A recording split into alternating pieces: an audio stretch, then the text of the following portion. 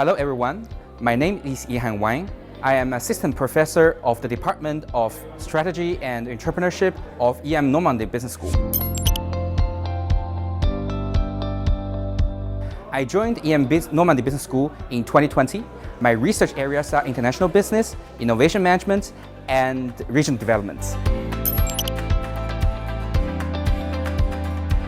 Economic complexity is a set of research framework that comprise the analysis of the knowledge complexity of manufacturing industries and the industrial competitiveness of different economies and nations, as well as the FDI opportunities that embedded it in the global product space network.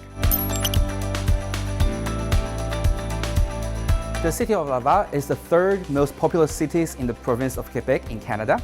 So the case of Laval is very interesting. On the one hand, it's incorporated in the bigger Montreal area, the so-called Montreal metropolitan area, the second most populous metropolitan area in Canada, while on the other hand, it's regarded as a peripheral region that takes the spillovers from the city center of Montreal. So the city itself experiencing a transition of its industry. On the one hand, it's very strong in the transitional sectors such as agriculture sectors and the textile sectors, while on the other hand, the city itself is also trying to enhance its global competitiveness by developing strategic industries such as pharmaceutical industries, aerospace industries, and advanced machinery industries.